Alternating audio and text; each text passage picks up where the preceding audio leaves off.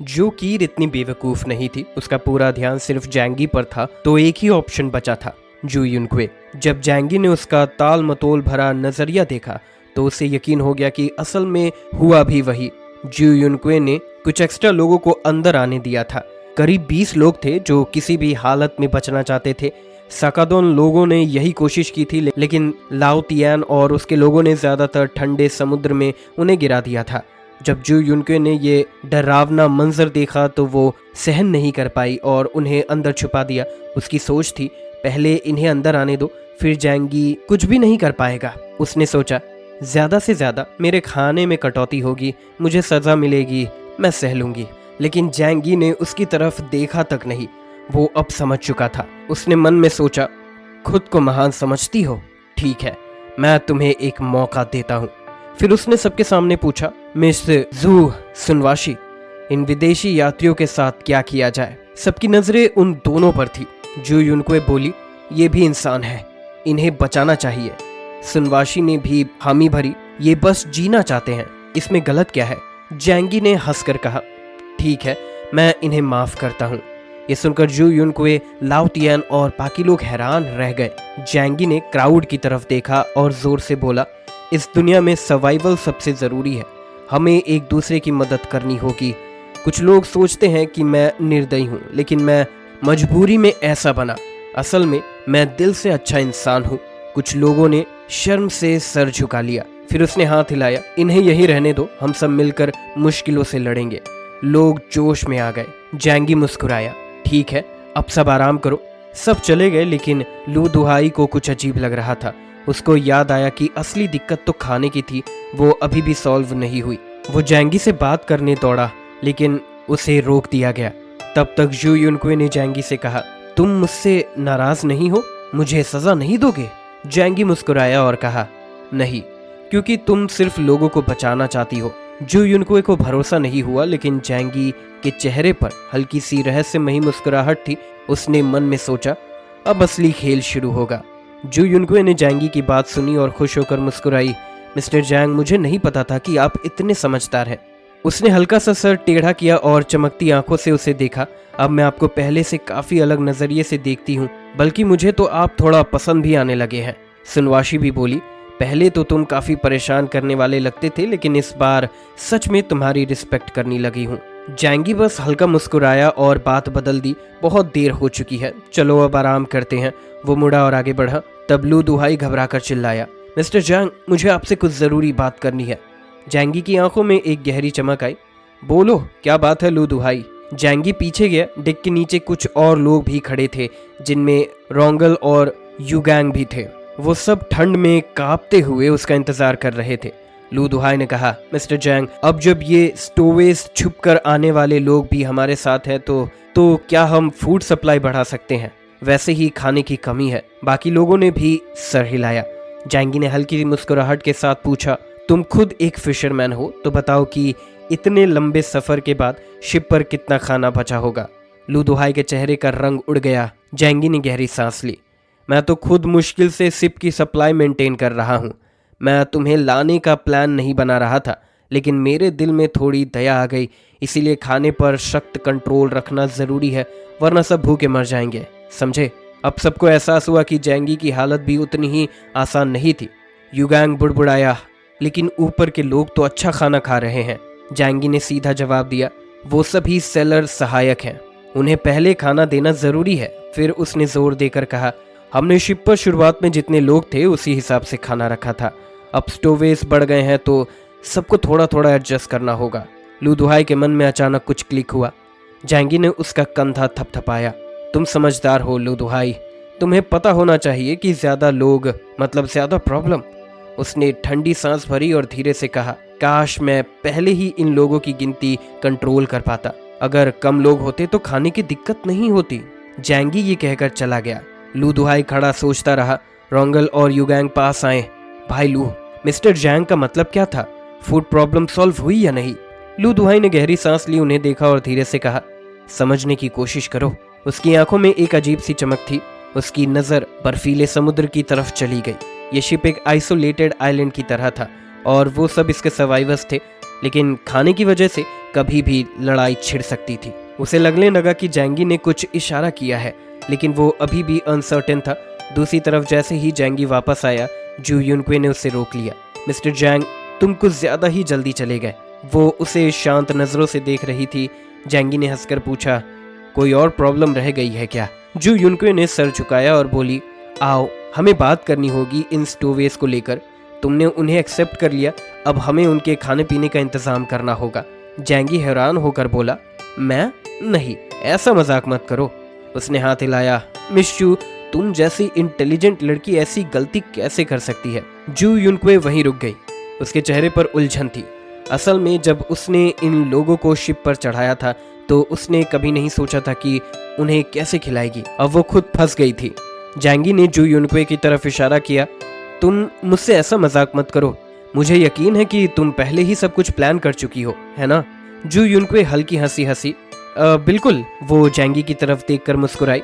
तुम यहाँ नहीं हो क्या? तुम इन्वेस्टिगेशन टीम के लीडर हो। मुझे तुम्हारी एबिलिटीज का पता है। तुम्हारे पास स्पेस सिस्टम है जिससे तुम बहुत सारा सामान कैरी कर सकते हो। मुझे यकीन है तुम आराम से 20 से ज्यादा लोगों के लिए खाना मैनेज कर सकते हो।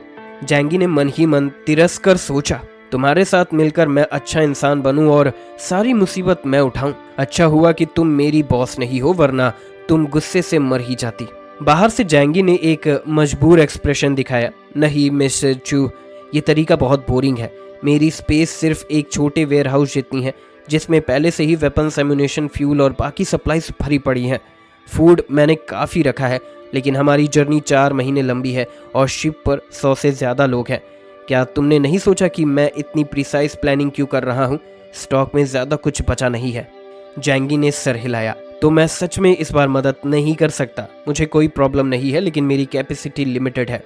जू युनक्वे की आंखें बड़ी हो गई। तुम क्या सच में झूठ बोल रहे हो? वो नर्वस होने लगी क्योंकि उसकी बेस्ट ऑप्शन थी कि वो जैंगी पर निर्भर रहे, वरना इस बार बर्फीले समुद्र में 20 लोगों का खाना कहाँ से लाएगी? वो लौटने से अभी भी 2 महीने दूर थे। अगर हर व्यक्ति 1 पाउंड अनाज रोज खाएगा तो कम से कम 6 से 7 हजार पाउंड अनाज चाहिए। जैंगी ने शांति से कहा, मैं कोई सॉफ्ट हार्टेड इंसान नहीं हूँ। अगर मेरे पास ऑप्शन होता तो मैं पूरी यानलू आइलैंड को बचा लेता। लेकिन क्या तुम्हें अंदाजा भी है कि हमारी सप्लाईज कितनी तेजी से कम हो रही है? जू युनक्वे चुप हो गई। ये उसकी पहली लॉन्ग डिस्टेंस जर्नी थी और उसके पास एक्सपीरियंस नहीं था। तो अब क्या करें? जैंगी 2 कदम पीछे हटा, हाथ उठाया। तुम्हें कहना चाहिए, अब मुझे क्या करना चाहिए? ये लोग तुम लेकर आई हो, अब इन्हें संभालने की जिम्मेदारी भी तुम्हारी है। मैं इसमें इन्वॉल्व नहीं होना चाहता। जैंगी मुस्कुराते हुए चला गया। जैसे ही वो मुड़ा, उसकी मुस्कुराहट व्यंग में बदल गई। असल में उसके पास उसकी डायमेंशन में ढेरों सप्लाईज थी, इतना कि पूरा शेल्टर 200 साल तक चल सकता था। लेकिन वो अपना स्टॉक जू युनक्वे जैसी बेवकूफ लड़की पर क्यों बर्बाद करे? जल्द ही बॉटम कैबिन में बवाल मचेगा और तब देखना मजेदार होगा। जैंगी ने गुनगुनाते हुए अपनी रूम की तरफ कदम बढ़ाया। जू युनक्वे पहली बार परेशान थी, खाना कहाँ से आएगा? उसने अपनी दोस्त सुनवाशी को ये बात बताई। सुनवाशी गुस्से से बोली, वो जैंगी कितना सेल्फिश है। तुम इतनी बड़ी जू फैमिली की बेटी हो और ये बेकार के काम कर रही हो। मैं कहती हूँ तुम उसके साथ सख्ती से पेश आ सकती हो। जू युनक्वे ने सर हिलाया। नहीं, मैं किसी को धमकाने वालों में से नहीं हूँ, पर अब बिना उसकी परमिशन के इतने फूड सप्लाई कहाँ से लाऊं? सुनवाशी सोच में पड़ गई, फिर चिल्लाई, मेरे पास एक आइडिया है। जू युनक्वे ने तुरंत पूछा, और वो क्या है? सुनवाशी मुस्कुराई। शिप के क्रू मेंबर्स को देखो, वो ढेर सारा खाना खाते हैं और बचा हुआ फेंक देते हैं। क्यों ना हम उनसे रिक्वेस्ट करें कि वे थोड़ा कम खाएं और बचा हुआ फूड डोनेट करें? जू युनक्वे की आंखें चमक उठी। सच में ये अच्छा आइडिया है। क्रू की डाइट बहुत रिच थी और रोज बहुत फूड वेस्ट होता था। अगर वो सब थोड़ा थोड़ा कम करे तो बॉटम केबिन वाले लोगों के लिए खाना अरेंज हो सकता है। जू युनक्वे ने खुद से कहा, जैंगी देखना, मैं ये प्रॉब्लम खुद सॉल्व करूंगी। तभी एक बेबी रोने लगा। सुनवाशी बोली, इसे फिर से बदलना पड़ेगा। वो दोनों उसकी देखभाल में लग गई, बिना नोटिस किए कि बच्चे की स्किन पहले ही लाल हो चुकी थी। अगली सुबह जू युनक्वे ने खाने के समय का फायदा उठाकर लाओ तियान से मिलने का प्लान बनाया। मिस्टर तियान, क्या आप मेरे साथ कुछ बातें कर सकते हैं? मुझे आपसे एक ज़रूरी बात करनी है। लाओ तियान, जो चिकन ड्रम स्टिक पकड़े हुए थोड़ा हैरान हो जाता है। जू युनक्वे आमतौर पर काफ़ी रिजर्व रहती थी, लेकिन आज वो ज़्यादा फ्रेंडली दिख रही थी। खामखा मेहमान नवाजी करने के पीछे का कुछ मतलब जरूर होता है, लाओ तियान ने सोचा, लेकिन फिर भी मुस्कुराते हुए आगे बढ़ा। मिस जू, बताइए, क्या सुबह का खाना पसंद नहीं आया? जू युनक्वे ने सर हिलाया। नहीं, ऐसा कुछ नहीं है, बस तुमसे एक मदद चाहिए। उम्मीद है तुम मना नहीं करोगे, लाओ तियान ने मुस्कुराते हुए कहा। अरे आप बताइए तो सही, ये क्या बात हुई कि सीधे अपने लोगों से बात ना करके मुझसे कह रही हो? जू युनक्वे ने धीरे से कहा। यह कोई बड़ी बात नहीं, इसीलिए मिस्टर जैंग को इसमें इन्वॉल्व करने की जरूरत नहीं है। लाओ तियान थोड़ा सतर्क हो गए। तो बताइए, मैं सुन रहा हूँ। जू युनक्वे ने अपनी बात रखी। मैं चाहती हूँ कि क्रू मेंबर्स अपने खाने का कुछ हिस्सा बचाकर उन लोगों को दे दे जो नीचे छिपे हुए हैं। तुम लोग जितना खाना खाते हो और फिर बचा हुआ समुद्र में फेंक देते हो, तो क्यों ना इसे बचाकर जरूरतमंदों को दे दिया जाए? उन्हें लगा कि लाओ तियान तुरंत मान जाएंगे, लेकिन ऐसा नहीं हुआ। लाओ तियान ने पूछा, क्या इस बारे में कैप्टन से बात की है? जू युनक्वे का चेहरा थोड़ा बदल गया। अगर जैंगी को पता चल गया तो वो जरूर उन पर तंज कसते। इस छोटी सी बात के लिए उन्हें परेशान करने की जरूरत नहीं है, जू युनक्वे ने असहज होकर कहा। लाओ तियान मुस्कुराए। तो फिर ये थोड़ा मुश्किल हो जाएगा। कैसे? जू युनक्वे ने हैरानी से पूछा। लाओ तियान ने समझाया, हमारा फूड स्टैंडर्ड कैप्टन ने केयरफुली डिसाइड किया है ताकि सबके पास एनर्जी बनी रहे। अगर हम मनमानी से बदलाव करें तो मुश्किल हो जाएगी। जू युनक्वे चुप हो गई। लाओ तियान ने एक सुझाव दिया, ठीक है, अगर तुम चाहो तो हम अपना बचा हुआ खाना इकट्ठा करके दे सकते हैं। बिल्कुल नहीं, जू युनक्वे ने तुरंत मना कर दिया। वे जानवर नहीं हैं जो जूठा खाना खाएंगे। लाओ तियान हंसा। मैडम, आजकल इंसानों की जान घास से भी सस्ती हो गई है। जू युनक्वे को ये मंजूर नहीं था। ठीक है, अगर ये नहीं चलेगा तो मेरे पास दूसरा आइडिया है, उन्होंने कहा। हम समुद्र में मछलियां पकड़ सकते हैं और अपना फूड शॉर्टेज कम कर सकते हैं। लाओ तियान ने सीधा मना कर दिया। यह मुमकिन नहीं। क्यों नहीं? जू युनक्वे नाराज हो गए। क्योंकि समुद्र में मछली पकड़ना जितना आसान दिखता है उतना होता नहीं। लाओ तियान ने उसकी सुंदर कल्पना को चकनाचूर कर दिया। तुमने मौज मस्ती के लिए इतना पैसा खर्च किया, क्या अब भी वही कर सकती हो? सी फिशिंग खास जगहों पर होती है जहां मछलियां ज्यादा होती है और बेस्ट जालियों का यूज किया जाता है। पर अब देखो हम कहाँ हैं। पूरे समुद्र में मछलियां नहीं होती। अगर सही जगह ना चुनो तो पूरा दिन बीत जाता है और कुछ भी नहीं मिलता, और फिर फिशिंग के लिए जाल चाहिए। क्या तुम चाहती हो कि हम तुम्हारे लिए अपना खाना दें? लाओ तियान ने बाहर इशारा किया। बोट इतनी तेज चल रही है, हवा और लहरें इतनी तेज है कि कोई भी बाहर नहीं टिक सकता। अगर भरोसा नहीं है तो फिशिंग रॉड लेकर ट्राई कर लो। अगर डेक पर खड़े रह पाई तो बड़ी बात होगी। जू युनक्वे का चेहरा लाल नीला हो गया। उसकी स्मार्ट प्लानिंग एक मजाक बन गई। ये भी नहीं, वो भी नहीं, तो खाना कहाँ से आएगा? लाओ तियान हंसी रोकने के लिए खांसने लगा। मुझे तो लगता है कि तुम्हें सीधा कैप्टन से बात करनी चाहिए। वो वापस खाने के लिए चला गया। टेबल पर नाविक चिकन, डक और फिश खा रहे थे। जू युनक्वे और गुस्से में आ गई। तभी सुनवाशी आई, हाथ में एक आयरन बोल लेकर। बड़ी बहन, क्या बात बनी? क्या उन्होंने नीचे डेक वालों को खाना देने के लिए मना कर दिया? सुनवाशी ने नाविकों की तरफ गुस्से से देखा जो आराम से खा पी रहे थे। कोई सिंपैथी नहीं है, चलो हम अपना खाना उन लोगों को ही दे देते हैं। जू युनक्वे और गुस्से में आ गई। मैं दूसरों की तरह कोल्ड ब्लडेड नहीं हूँ। मैं वेस्ट में हायर एजुकेशन पाई हूँ। मुझे दूसरों की रिस्पेक्ट करनी आती है। अब उसे अपना खाना एक पवित्र कार्य लगने लगा। रुको, मैं जो को बुलाती हूँ। जल्द ही वो जो के रूम पर पहुंचे। कुछ देर बाद दरवाजा खुला। जो कीर ने काली नाइट गाउन पहनी हुई थी। सुबह सुबह खाने के बजाय मेरे पास क्यों आई हो? जू युनक्वे ने दरवाजे के अंदर झांका, लेकिन जैंगी नहीं दिखा। हम नीचे रेफ्यूजीज को खाना देने जा रहे हैं, तुम आओगी? जो कीर ने हंसते हुए कहा। सच में? इतने से खाने से कितनों का पेट भरोगी? सुनवाशी बोली। कम से कम हमारी ह्यूमैनिटी तो दिखेगी। जो कीर ने सर हिलाकर कहा। Good luck. वो नीचे जाने लगी।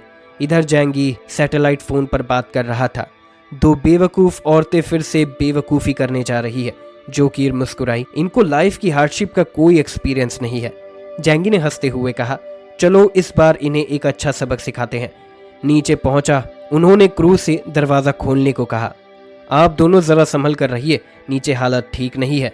जू युनक्वे बोली, कोई बात नहीं, हम खाना बांटने जा रहे हैं, वो हमारा सम्मान करेंगे।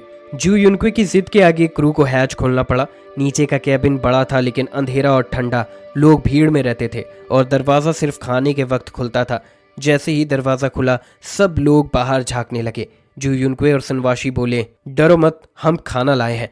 जिसने नहीं खाया जल्दी आओ। पर भीड़ बेकाबू हो गई, दोनों नीचे गिर पड़े और पैरों तले कुचल गए। क्रू मेंबर्स ने गन लोड करके चिल्लाया, रुको वरना गोली मार दूंगा। सब ठहर गए, पर कुछ बच्चे जमीन से चावल उठाकर खाने लगे। गुस्से में क्रू मेंबर ने जू युनक्वे और सुनवाशी को उठाया।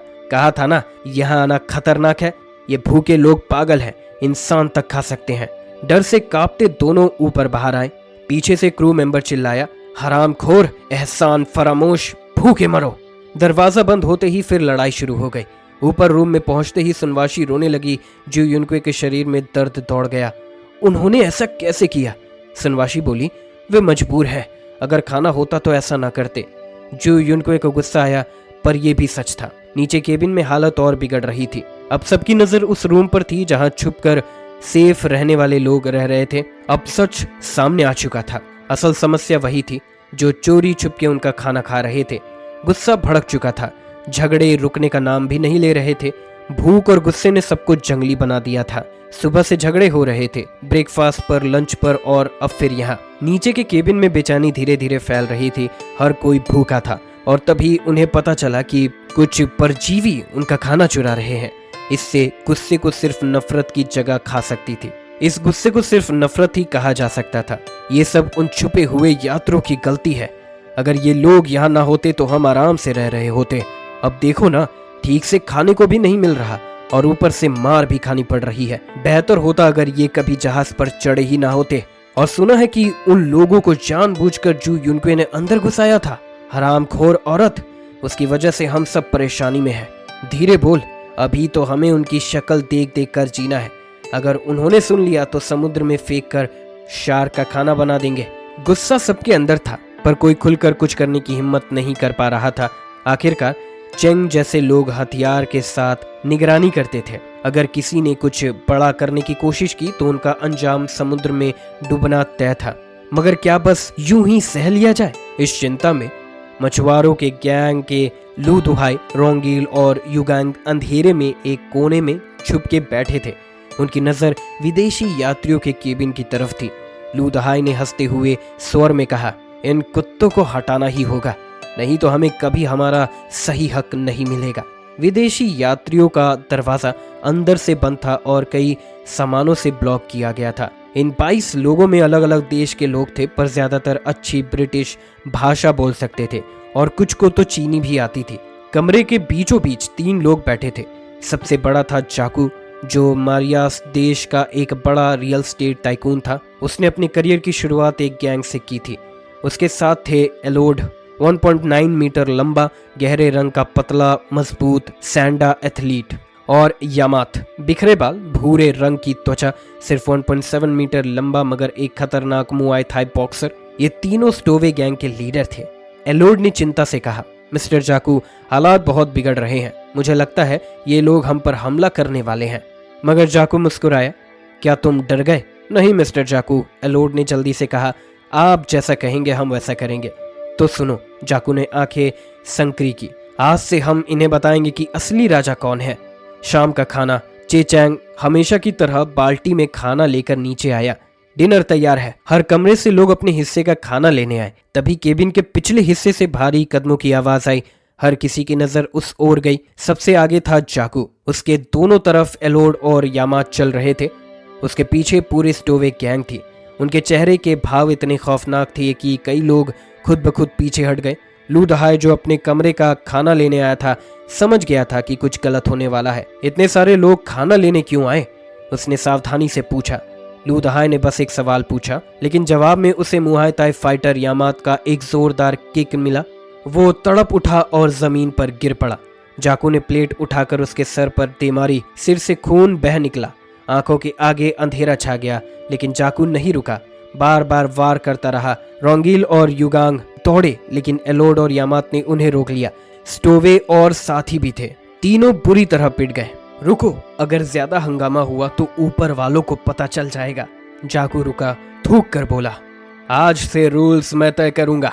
खाना पहले हम खाएंगे, यही रूल है। कोई विरोध नहीं कर पाया। जाकू ने इशारा किया। उसके आदमी सबसे अच्छा खाना उठाकर ले गए।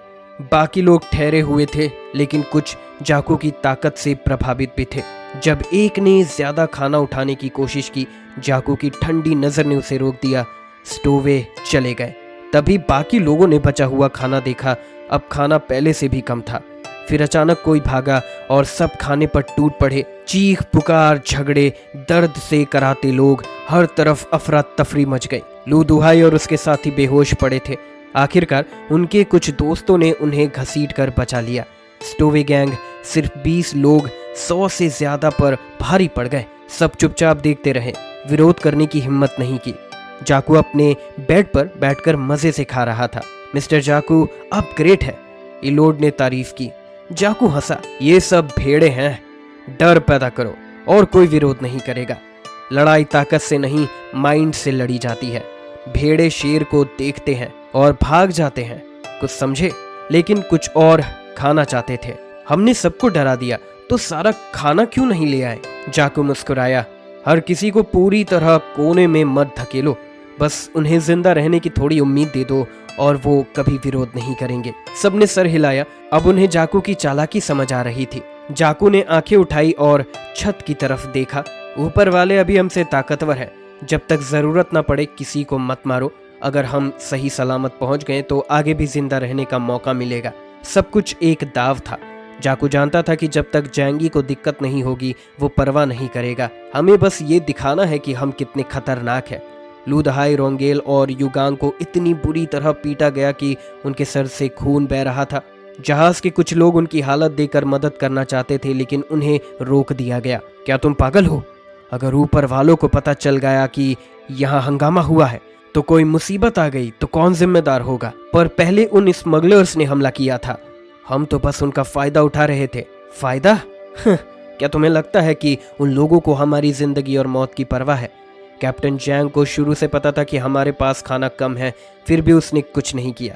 हमें सिर्फ शुक्र मनाना चाहिए कि किसी ने हमें लिफ्ट दे दी। ज्यादा बात मत बढ़ाओ।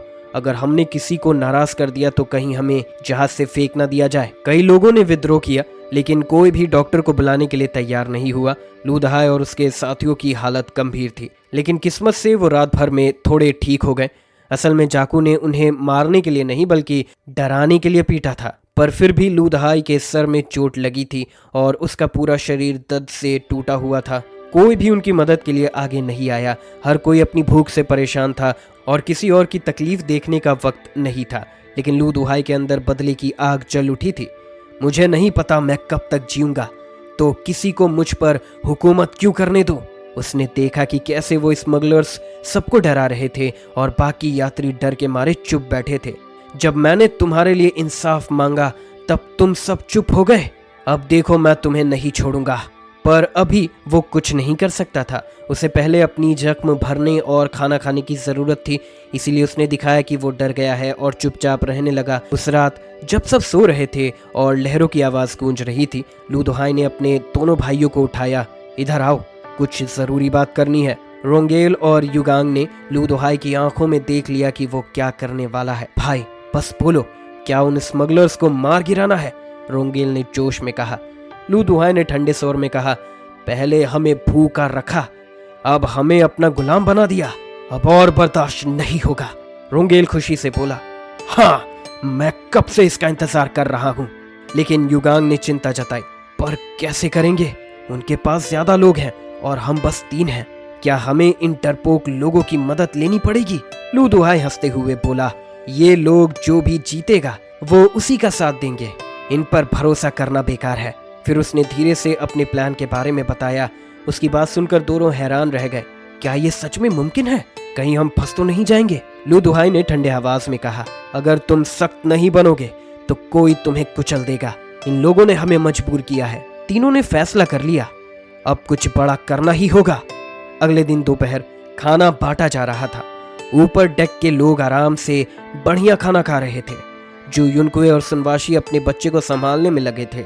जब बच्चा ज्यादा रोने लगा तो उन्हें समझ आया कि उसे कोई तकलीफ है। जोकीर ने जांच कर पूछा, डायपर बदलते रहना चाहिए, बच्चों की स्किन बहुत नाजुक होती है, बैक्टीरिया से इन्फेक्शन हो सकता है। जू युनकुए और सुनवाशी ने एक दूसरे को देखा। उन्हें बच्चे को संभालते हुए 10 दिन हो चुके थे और अब सब्र जवाब देने लगा था। 1 सेकंड के लिए भी चैन नहीं था। कभी गोद में रहना चाहता, कभी भूख लगती, कभी गीले डायपर की वजह से रोने लगता। रात भर जागना पड़ता था, जिससे आंखों के नीचे काले गहरे बन गए थे। अब उन्हें लगने लगा कि शायद इस मुसीबत को उठाने की गलती कर दी थी। सीन बदलता है। ये खाना समेटने का वक्त था।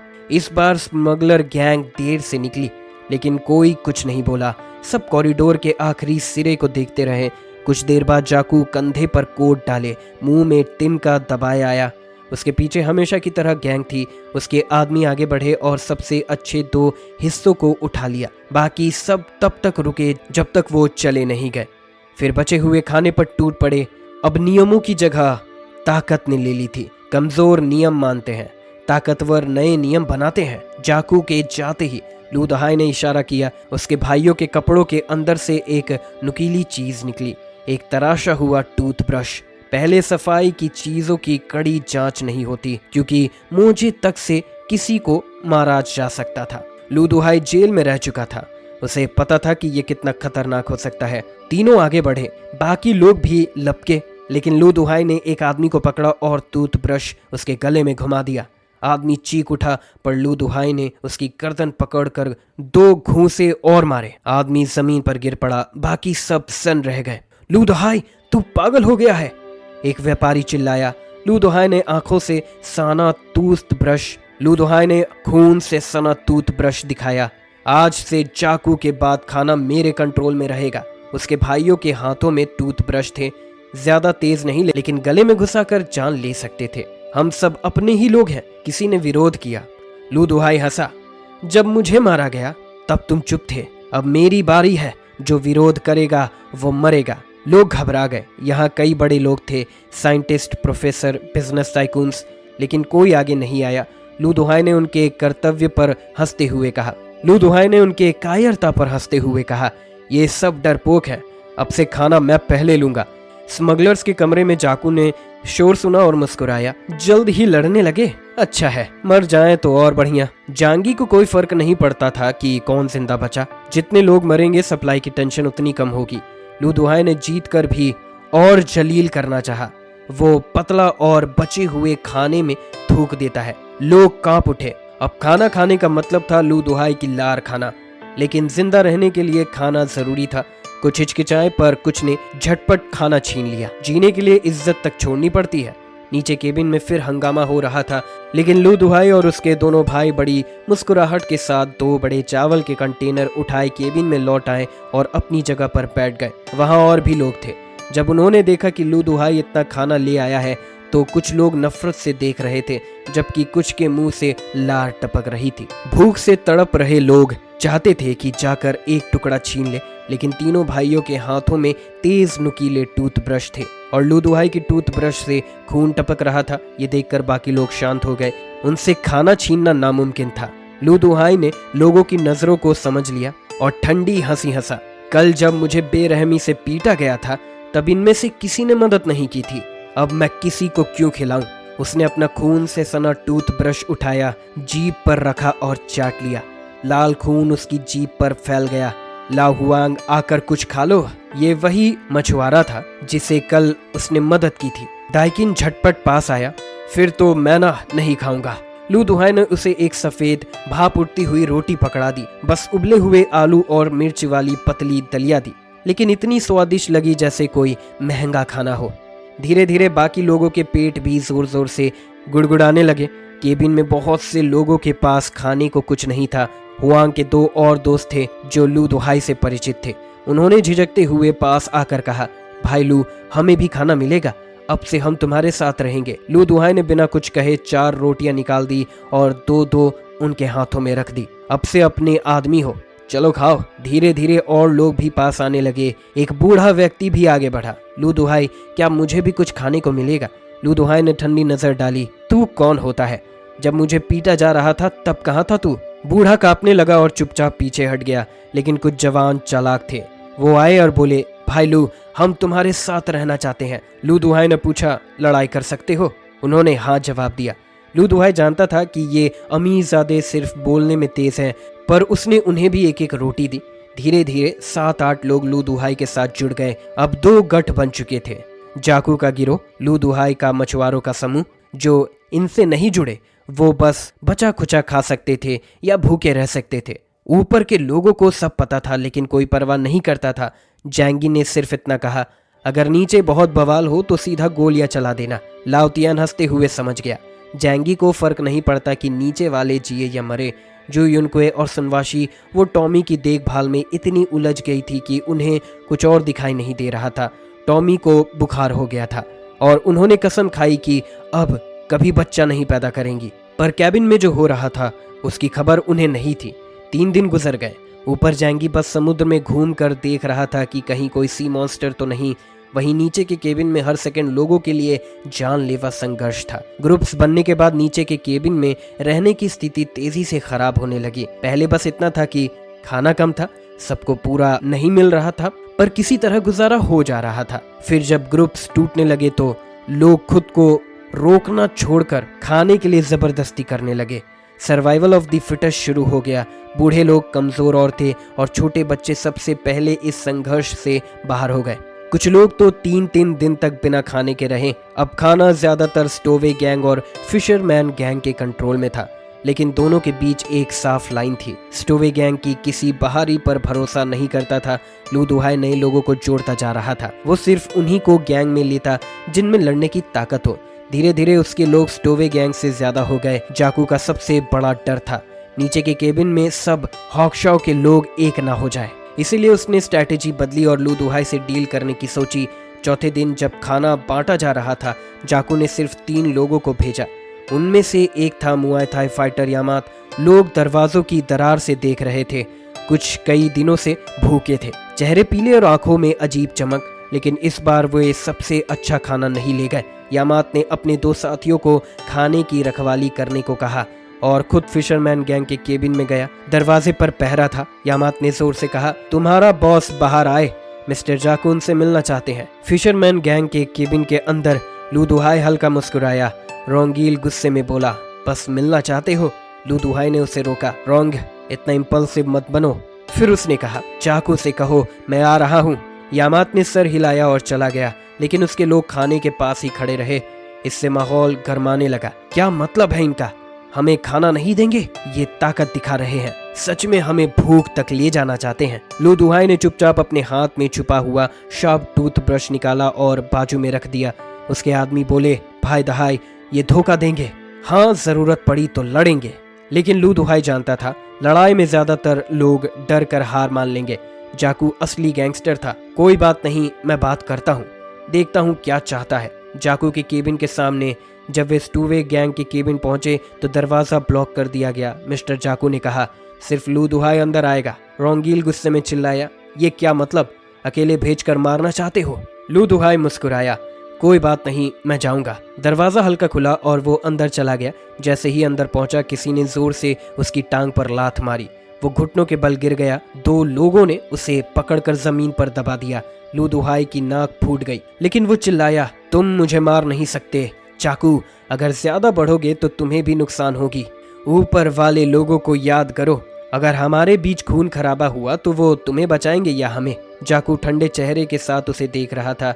फिर उसने अपनी बेल्ट निकाली और लू दुहाई के गले में लपेट दी। बेल्ट कसने लगी। लू दुहाई का चेहरा लाल पड़ने लगा। नहीं नहीं, लेकिन जाकू सुना ही नहीं। कुछ देर बाद उसने बेल्ट छोड़ दी। लू दुहाई हाफते हुए गिर पड़ा। जाकू ने ठंडी आवाज में कहा, तू कुछ ज्यादा ही बड़ा बन रहा है। अगर ऊपर वालों का डर नहीं होता तो आज लू दुहाई बचता नहीं।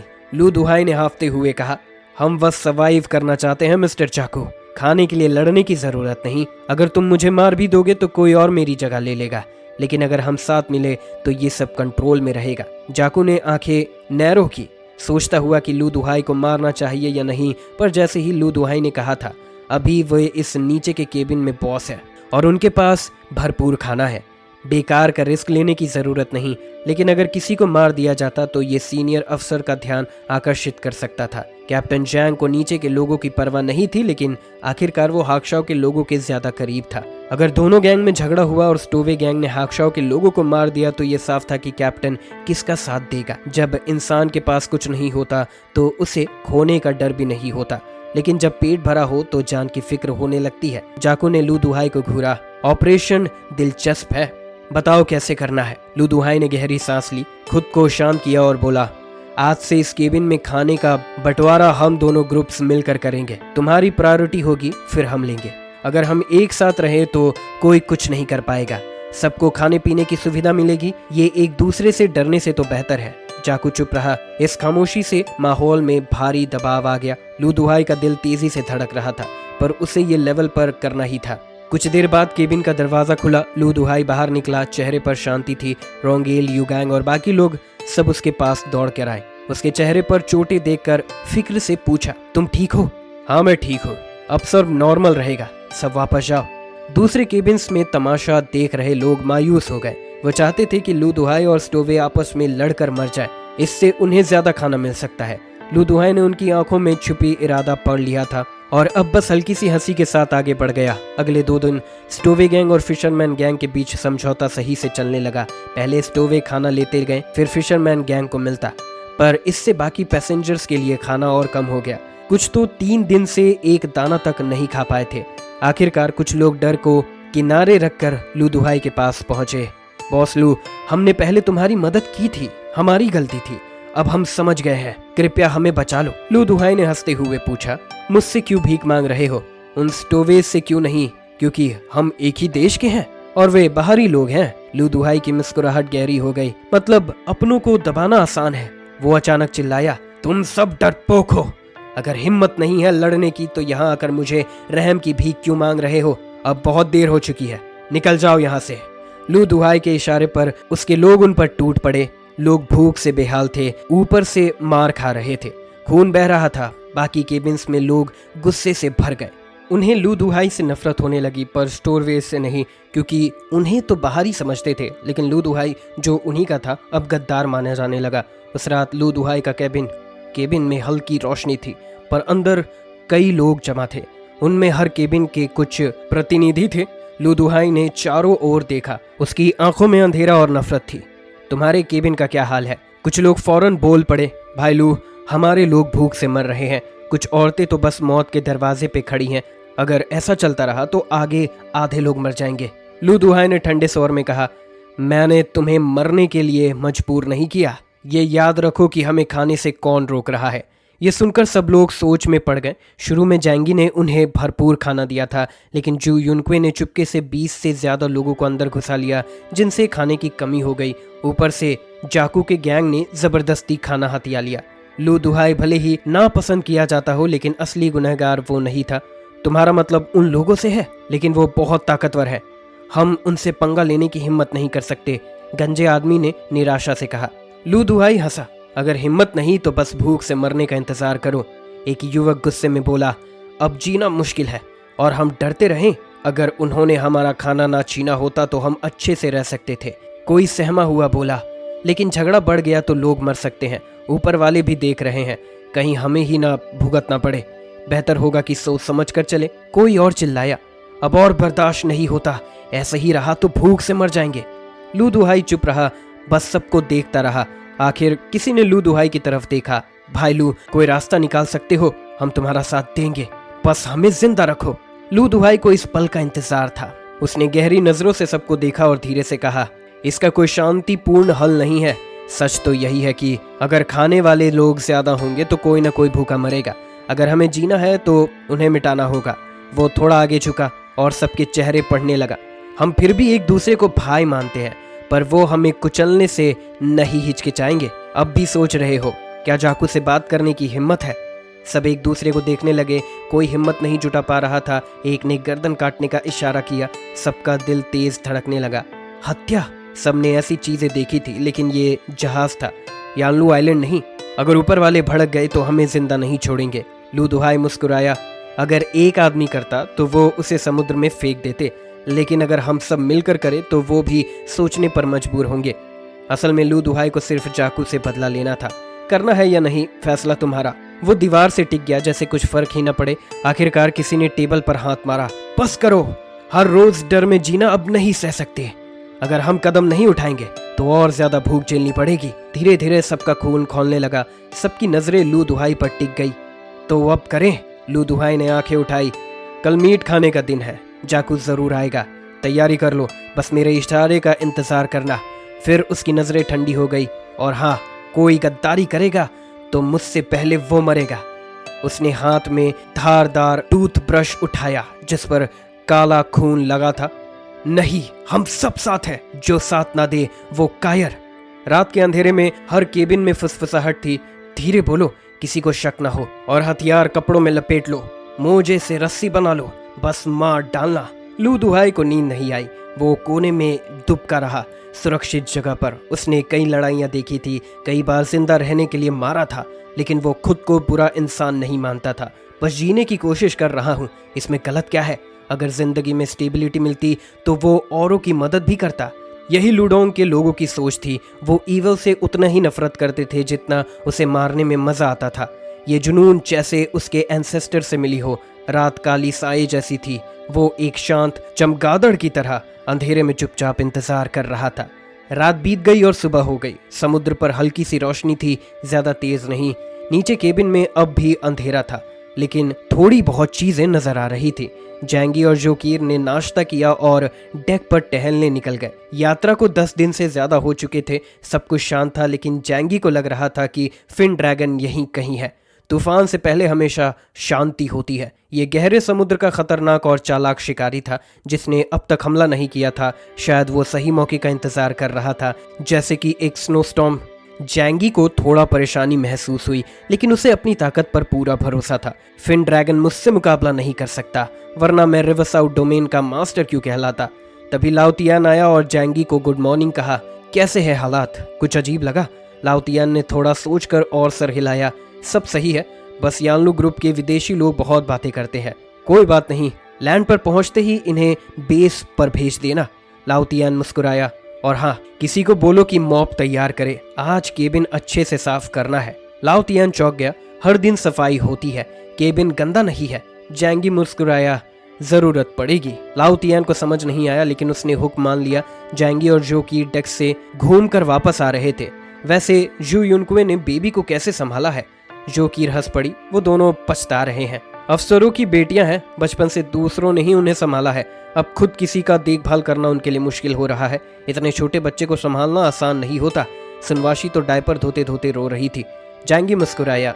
मुझे लगता है वो ज्यादा दिन नहीं टिकेंगी। हम शर्त लगाते हैं। जोकीर की आंखें चमक उठी। डील, लेकिन दाव क्या होगा? जैंगी हंसा और उसके कान में कुछ कहा। जोकीर चौंक गई। वो तो नामुमकिन है, ट्राई करना चाहिए। रास्ते में वो जू युनक्वे और सुनवाशी से टकरा गए। दोनों पहले जैसे ग्रेसफुल नहीं लग रही थी। पहले जू युनक्वे हल्की मेकअप जरूर करती थी, लेकिन अब वो इतनी थकी हुई थी कि ठीक से सो भी नहीं पाई थी। जोकीर ने मुस्कुराते हुए गुड मॉर्निंग कहा। दोनों ने जवाब दिया, लेकिन जैंगी को देखकर उनके चेहरे पर नाराजगी थी। कैप्टन होते हुए भी जैंगी मदद नहीं कर रहा था। जैंगी ने अचानक पूछा, तुम लोग हाल ही में नीचे के केबिन में गई थी? जो युनक्वे चौंक गई। कुछ हुआ क्या? जैंगी ने कंधे उचका दिए। बस यूं ही पूछ रहा था। तुम लोग इतने बेफिक्र हो, मतलब सब ठीक है? जू युनक्वे को लगा कि कुछ गड़बड़ है। उसने क्रू मेंबर से पूछा। बस खाने को लेकर लड़ाई हो रही है। कोई मरा तो नहीं? मरता तो बदबू से पता चल जाता। जू युनक्वे को थोड़ी राहत मिली। अच्छा है। दोपहर खाने के समय नीचे केबिन के सब लोग इस पल का इंतजार कर रहे थे। आज के खाने में स्टू था, वो फैटी मीट जिसे पहले कोई हाथ नहीं लगाता था, अब सबसे ज्यादा डिमांड में था। गेट खुला, रोशनी अंदर आई। जी चैंग मिंग खाने की बाल्टियां अंदर रखने लगा। पिछले यामाडा वाली घटना के बाद उसे अब अकेले ही ये सब करना पड़ता था। गरम चावल और ताज़ा स्टू की खुशबू हवा में फैल गई। चारों तरफ निगाहें बस खाने पर टिकी थी, लेकिन कोई आगे नहीं बढ़ा। सब किसी का इंतजार कर रहे थे। अचानक केबिन के आखिरी कमरे का दरवाजा खुला। स्टोवे गैंग का लीडर चाकू बाहर निकला। उसके पीछे उसके आदमी थे। वो निश्चित था कि कोई उसके खिलाफ जाने की हिम्मत नहीं करेगा। जाकू झट से बाल्टी के पास पहुंच गया और एक बड़ा सा मीट का टुकड़ा उठाकर मुंह में डाल दिया। उसे इस बात का अंदाजा नहीं था कि मौत उसके इतने करीब थी। तभी लू दुहाई तेज से उसकी तरफ बढ़ा। उसने बिना कोई आवाज किए अपने स्लीव से टूथब्रश निकाला और पूरी ताकत से चाकू की गर्दन में घोंप दिया। खून का फव्वारा छूट गया। जाकू की आंखें फैल गई, लेकिन टूथब्रश पूरी तरह से नहीं घुसा था। लू दुहाई ने बिना रुके फिर से वार किया। जाकू तड़पा, लेकिन आखिरी दम तक उसे यकीन नहीं हुआ कि ये लोग उस पर हमला कर सकते हैं। बाकी सब भी शौक में थे। पर फिर मारो! फिशरमैन के लोगों ने अपने हथियार निकाल लिए। किसी के पास नुकीले टूथब्रश थे, किसी ने बेड की टांग तोड़कर हथियार बना लिया था। रोंगले चिल्लाया और सबसे आगे दौड़ पड़ा। स्टोवे गैंग के लोग कुछ नहीं कर पाए। खून हर जगह बहने लगा। लू दुहाई गर्जा, इन वेम्पायर्स को मार दो और अपना खाना वापस लो। दूसरे भी चीखते हुए आगे बढ़े। स्टोवे गैंग ने खुद को बचाने की कोशिश की, लेकिन उनके पास कोई हथियार नहीं था। दरवाजा बंद करने की कोशिश की गई, लेकिन वो कमजोर लॉक 2 ही झटकों में टूट गया। और फिर मार डालो। नीचे केबिन में खून ही खून होली शुरू हो गई। भूख और नफरत ने उन्हें भेड़ियों से भी खतरनाक बना दिया था। नीचे केबिन में कत्लेआम शुरू हो चुका था। टूथब्रश गर्दनों और आंखों में घोंपे जा रहे थे। लकड़ी के डंडे सिरों पर बरस रहे थे। लोगों के पास अच्छे हथियार नहीं थे, इसीलिए मारने की रफ्तार धीमी थी। कई लोग कपड़ों से ही एक दूसरे का गला घोंटने की कोशिश कर रहे थे। ये लड़ाई एकदम आदि मानव जंग जैसी लग रही थी, जहां लोग एक दूसरे से लिपटे जमीन पर लुढ़क रहे थे। खून चारों तरफ फैल रहा था। डर और गुस्से के बीच कई लोग ये भी भूल चुके थे कि दोस्त कौन है और दुश्मन कौन। चीख पुकार पूरे केबिन में गूंज रही थी। ऊपर याल्नु ग्रुप के लोग, उन्होंने ये आवाज सुनी। ये क्या हो रहा है? नीचे से आवाज आ रही है, लड़ाई हो रही है। वो फर्श पर कान लगाकर सुनने लगे और उनकी आंखें फटी की फटी रह गई। लोग डर के मारे कांपने लगे। उनका रहन सहन काफी अच्छा था, गर्म खाना, आराम, सब कुछ। लेकिन अब इस खौफनाक मंजर ने उन्हें रॉक फ्लो आइलैंड की बर्बरता याद दिला दी। चेहाई चिंग घबराकर केबिन के दरवाजे तक दौड़ा। उसने जोर जोर से दरवाजा पीटना शुरू किया। नीचे कत्ल हो रहा है, जल्दी आओ। जहाज पर ज्यादातर क्रू मेंबर्स खाना खा रहे थे। गश्त लगाने वाले कुछ ही लोग थे। एक गार्ड ने आवाज सुनी और बंदूक उठाकर दरवाजे के पास आया। क्या चिल्ला रहे हो? चेहाई चिंग की कांपती आवाज निकली। नीचे कत्लेआम हो रहा है। गार्ड ने ध्यान दिया और सच में उसे नीचे से दिल दहला देने वाली चीखें सुनाई दी। वो तुरंत कंट्रोल रूम में गया। कंट्रोल रूम स्क्रीन पर नजर। वहां एक क्रू मेंबर आराम से स्क्रीन पर निगाहें डाले बैठा था। चाय पीते हुए मॉनिटर देख रहा था। ओह, लड़ाई शुरू हो गई। वो मुस्कुराया और स्क्रीन की ओर झुका। फिशरमैन गैंग वर्सेस स्टोवे गैंग, जैसे सोचा था। लुआंग का आदमी सही निकला। ये नानियांग के लोग बेकार निकले। लगता था बहुत तगड़े होंगे। अभी खा रहे हैं, बाद में देख लेंगे। लड़ाई थोड़ी देर और चलेगी। किसी को फर्क नहीं पड़ रहा था। केबिन के हर कोने पर कैमरास लगे थे। पूरी लड़ाई जहाज के लोगों की नजरों में थी। ऊपर जैंगी और जोकीर आराम से पजामा पहने नाश्ता कर रहे थे। जू युनक्वे और सनवाशी बच्चे को संभालने में व्यस्त थी। लाओतियान और बाकी नाविक खाते हुए मजे से बात कर रहे थे। नीचे अंधाधुंध हत्या हो रही थी।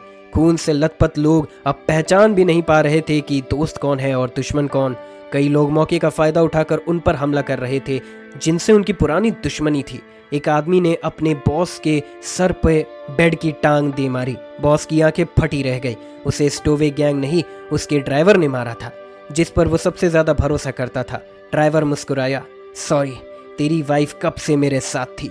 उसने सर पर तब तक वार किए जब तक सब कुछ लाल नहीं हो गया। कई लोग डर के मारे अपने ही साथियों को मारने लगे, सिर्फ इसीलिए कि किसी को पता ना चले कि उन्होंने गलती से हमला कर दिया था। ऊपर यान्लू ग्रुप के लोग बहुत सहमे हुए थे। कुछ फर्श पर लेट कर सुन रहे थे, कुछ ने डर से कंबल ओढ़ लिया। जहाज वाले कुछ कर क्यों नहीं रहे? उनके पास गन है, वो इसे रोक सकते हैं। लेकिन इतनी देर हो गई, कोई गोलियां क्यों नहीं चली? लू जोंग्यू और जैंग वेवे का रूम, बच्चे सहमे हुए थे। जैंग वेवे ने उन्हें दिलासा दिया, कान बंद कर लो, मत सुनो। मार्विन धीरे धीरे अपने जूते पहन रहा था। उसने ठंडी आवाज में कहा, शायद यही वो लोग चाहते थे। ये सुनकर ली जोंग्यू और जैंग वेवे ने माँ वेनिन की तरफ देखा। ली जोंग्यू ने कुछ देर सोचा और माँ वेनिन की बात से सहमत हो गया। जैंग वेवे ने उलझन में पूछा, मिस्टर माँ, आपका क्या मतलब है? क्या वो बस नीचे हो रही घटनाओं को ऐसे ही देखते रहेंगे? मार्विन ने अपनी आंखें बंद कर ली।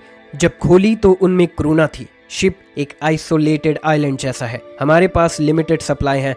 अगर मैं सही हूं तो मिस्टर जैंग बहुत रैशनल इंसान है। उन्होंने शुरू में ही शिप पर लोगों की संख्या कंट्रोल की ताकि बैलेंस बना रहे और सर्वाइवल सप्लाई की कमी ना हो। लेकिन उन्होंने ये नहीं सोचा था कि वो लड़की शू बिना परमिशन के डिसीजन ले लेगी और 20 से ज़्यादा लोगों का बर्डन बढ़ा देगी।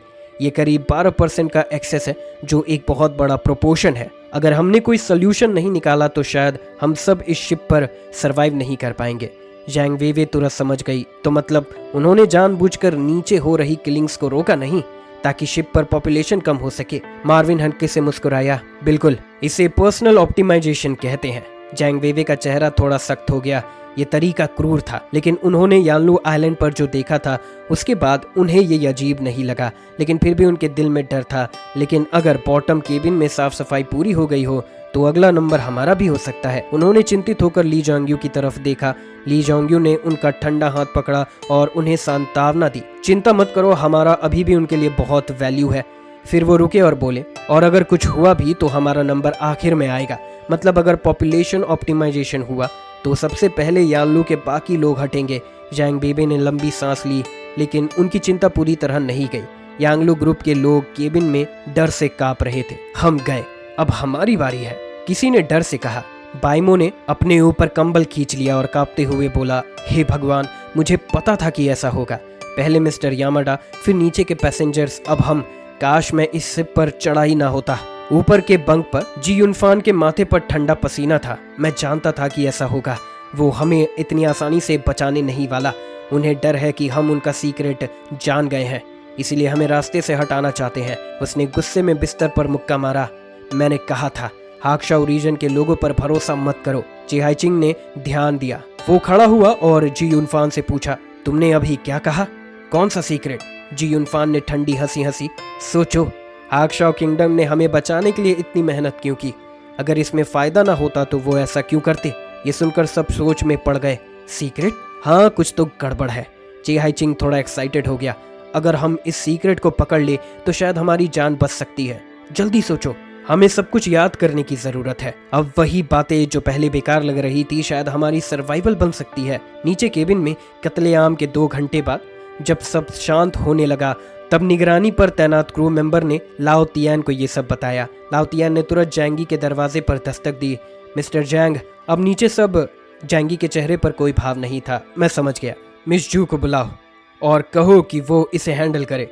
स्टोवेस को जहाज पर लाने वाली वही थी, तो अब इसे संभालने की जिम्मेदारी भी उसकी है। लाओ तियान समझ गया और चला गया। जैंगी रूम में लौट आया। वो जोकीर की तरफ अजीब सी मुस्कुराहट से देखा। जोकीर सिल्कल नाइटी पहन के खड़ी थी।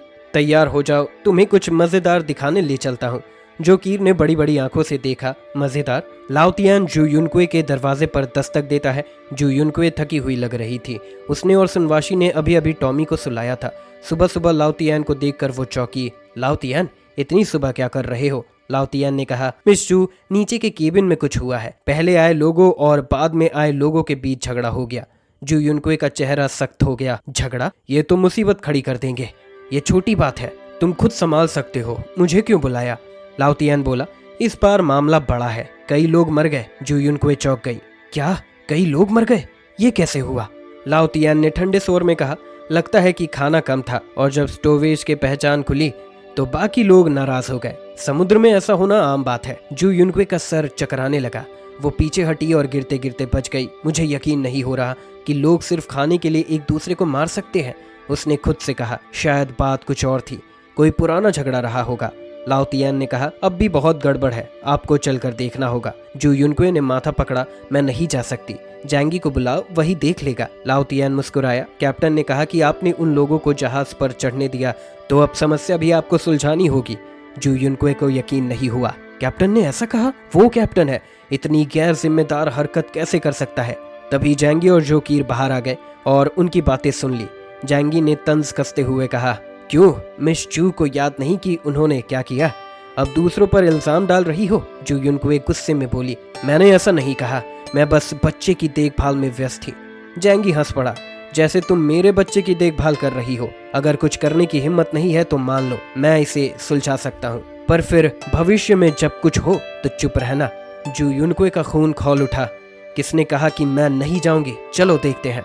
उसने दरवाजा पटका और सुनवाशी को तैयार होने को कहा। सुनवाशी डरते हुए बोली, कई लोग मर गए। जू युनक्वे बोली, छोटी सी खाने की लड़ाई थी, कोई जान नहीं देता। और जैंगी मेरा मजाक उड़ा रहा है, मैं उसे ये मौका नहीं दूंगी।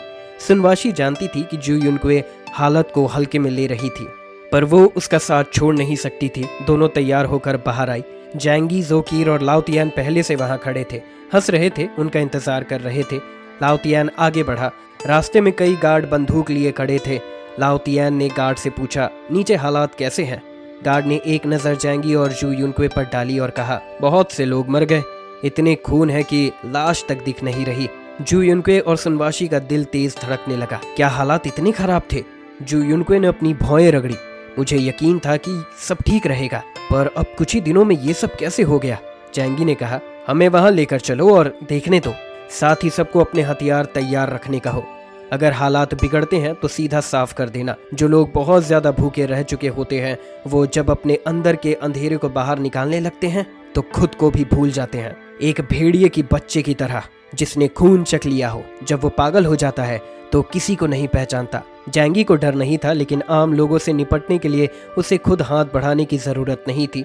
जू युनक्वे का चेहरा सफेद पड़ गया। सुनवाशी पीछे हटी। आगे बढ़ने की हिम्मत नहीं हुई, लेकिन जैंगी ने पीछे से धक्का दिया। चलो, क्या तुम्हें चलना पसंद नहीं, या फिर कुछ देर रुककर आराम करना चाहती हो? जू युनक्वे के पास कोई और रास्ता नहीं था।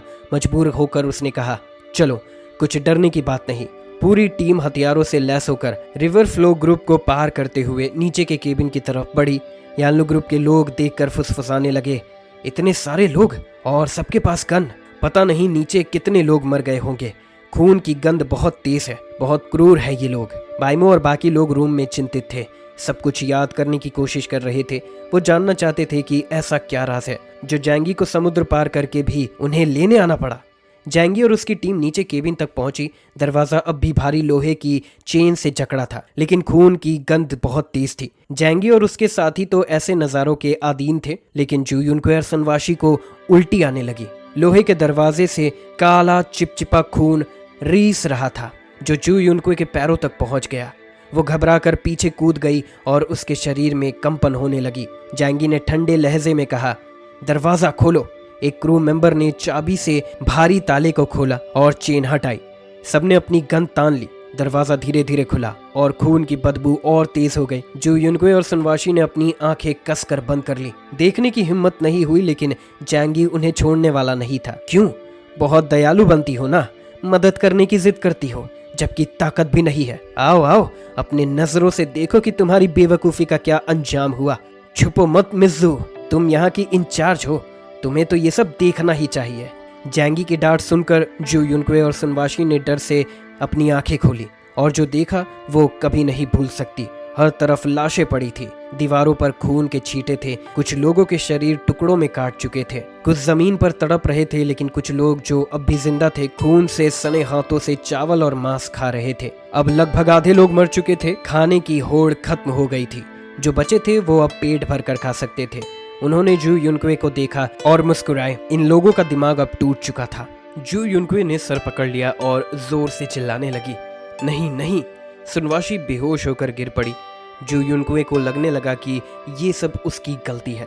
अगर मैंने जैंगी की बात मानी होती तो शायद ये सब ना होता। वो जमीन पर गिर गई और उल्टी करने लगी जब तक उसके पेट में कुछ नहीं बचा। जैंगी की आंखों में कोई सहानुभूति नहीं थी। उसने ठंडी आवाज में कहा, ये क्या हो गया? कितने लोग मर गए? मिस जू, चिंता मत करो, मैं ये सब जू जंग को बता दूंगा ताकि वो तुम्हें दोष ना दे। जू युनक्वे के चेहरे का रंग उड़ गया। अगर जू जंग को पता चला कि मैंने इतनी बेवकूफ़ी की तो मेरा करियर खत्म हो जाएगा। वो घबराकर जैंगी के पैरों पर गिर गई। प्लीज जैंगी, मेरे अंकल को मत बताना। जैंगी के चेहरे पर हल्की सी हंसी आ गई। अरे लेकिन ये तो बहुत मुश्किल है। आखिर मैं जू जंग के कहने पर ही तो मिशन पर आया था। अगर मैं उन्हें ना बताऊं तो क्या मेरी बेईमानी नहीं होगी? केबिन में जो कुछ हुआ उसने जू युनक्वे को पहले से ही कमजोर आत्मविश्वास को पूरी तरह तोड़ दिया। जब जैंगी आया तो जू जंग की बातों ने उसे इस सर्वनाश की निर्दयता का एहसास कराया। उसने खून से सने केबिन को देखा और हैरान रह गया। उसने संघर्ष की उम्मीद की थी, पर इतनी भयानक तबाही नहीं। चिंता मत करो, मैं लीडर को रिपोर्ट करने का कोई इरादा नहीं रखता। जू जंग को इस बारे में कुछ नहीं बताऊंगा। जैंगी मुस्कुराते हुए जू युनक्वे के करीब झुका। ये हमारे बीच एक छोटा सा सीक्रेट रहेगा। जू युनक्वे का दिल जोर से धड़का।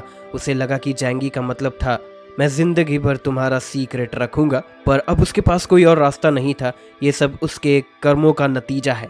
जैंगी ने अंदर जाकर देखा कि जमहाट नहीं उठाई। फर्श पर खून फैला हुआ और वो इसे अपने ऊपर नहीं लगाना चाहता था। मिस जू खुद ही आगे की सारी समस्याएं सुलझाएंगी। मैं जरूरत से ज्यादा मामलों में फंसने के मूड में नहीं हूँ। लाओ तियान समझ गया कि जैंगी ने पहले से ही क्लीनिंग टूल्स क्यों मंगवाए थे। उसने जू युनक्वे की ओर देखा जो घुटनों के बल गिरी थी और उठने की हिम्मत नहीं कर पा रही थी। मिस जू, क्या आप अंदर जाकर देखना चाहेंगी? जू युनक्वे ने तुरंत सर हिलाया। ना, नहीं, मैं नहीं देखूंगी, लाओ तियान ने धीमी आवाज में कहा। पर अब भी कई लोग जिंदा हैं, वो सर्वाइवर्स तो हैं, लेकिन कत्लेआम में शामिल थे। आपको क्या लगता है उन्हें? उसने इशारे से गला रेतने का संकेत दिया। जू युनक्वे ने घबराकर सर हिला दिया। नहीं, उन्हें मत मारो, उनके पास भी मजबूरी रही होगी। कहते कहते उसकी आंखों से आंसू छलक पड़े और वो रोते हुए अपना चेहरा ढककर बैठ गई। बाकी लोग उसे घृणा और उपेक्षा से देखने लगे। वो खुद अपने फैसले से यहाँ तक पहुंची थी और अब बस रोकर सहानुभूति बटोर रही थी। हेवनली सी सिटी के सर्वाइवर्स ना जाने कितनी बार मौत को मात दे चुके थे। वो कितने सख्त थे कि जू युनक्वे की ये कमजोरी उन्हें चिढ़ा रही थी। लाओ तियान ने उसे और भी कुछ सवाल किए, लेकिन हर बार जवाब में सिर्फ उसकी सिसकियां सुनाई दी। आखिरकार लाओ तियान जैंगी के पास पहुंचा और बताया कि जू युनक्वे पूरी तरह टूट चुकी है। जैंगी ने माथा दबाया। वो उम्मीद से ज्यादा कमजोर निकली। जोकीर मुस्कुराकर बोली, कम से कम वो पागल नहीं हुई, ये भी बड़ी बात है। जैंगी ने कहा, शायद, पर मैंने सोचा था कि ये सदमा उसे और परिपक्व बना देगा। लेकिन अब ज्यादा देर तक लाओ तियान को यहाँ नहीं छोड़ा जा सकता था। देखो, जो भी हाक्शाओ देश के हैं उन्हें हेवनली सी सिटी ले जाया जाएगा और जो बाहर के हैं उन्हें सीधा समुद्र में फेंक दो। जू युनक्वे को भी यहीं रहने दो, उसे ये सब याद रहना चाहिए। लाओ तियान मुस्कुराया, पर ऐसे लोग खतरा भी बन सकते हैं। जैंगी ने कहा, आखिरी दौर में लोगों को कभी कभी अपनी जिंदगी के लिए कठोर फैसले लेने ही पड़ते हैं। लाओ तियान हंस पड़ा। इस दुनिया में उनके हाथ पहले से ही खून से सने थे। नीचे जाकर सफाई का काम शुरू हुआ। जू युनक्वे भागना चाहती थी, पर लाओ तियान ने उसे रोक दिया। आप इंचार्ज हैं तो हमें आपको गाइड करना होगा। उसके लिए एक कुर्सी लाई गई ताकि वो वहीं बैठकर देख सके। अब वो भागकर अपनी रही सही इज्जत भी नहीं गंवाना चाहती थी। वो सहमी हुई थी, लेकिन फिर भी उसने सुनवाशी को जगाने का फैसला किया। साथी होने का यही मतलब था। सुख बांटो या ना बांटो, पर दुख जरूर बांटना पड़ेगा। ठंडी बंदूक के बट को सुनवाशी के गर्दन पर रखा। उसे वो झटके से उठ गई। मैं कहाँ हूँ? क्या हो रहा है? जू युनक्वे ने बिना कुछ कहे उसे अपने पास खींच लिया। सुनवाशी ने हर स्थिति को समझा और घबरा गई, पर अब जू युनक्वे उसे छोड़ने वाली नहीं थी। लाओ तियान ने लोगों से कहा, सारे जिंदा लोगों को निकाल दो। जैंगी के कहे अनुसार सारे हाक्शाओ के नागरिक रह गए, लेकिन जो स्टोवेज थे उन्हें स्वर्ग पहुंचाने में कोई हिचकिचाहट नहीं थी। नीचे के केबिन में एक भयंकर लड़ाई हुई जिसमें अनगिनत मौत हुई। 75 लोग जिंदा बचे, जिसमें से 28 गंभीर रूप से घायल थे और बाकी को हल्के चोटें आई। लाओ तियान ने जैंगी की हिदायतों को याद किया और घायलों को एक ड्राई वेयर हाउस में रखने को कहा, ये तय करने के लिए कि उन्हें फेंकना है या इलाज करना है। जो स्टोवेज मर चुके थे उन्हें भूल जा और जो बचे थे उन पर आखिरी वार कर दो। इसके बाद हल्के चोटों वाले हाक्शाओ नागरिकों को बुलाकर काम पर लगा दिया गया।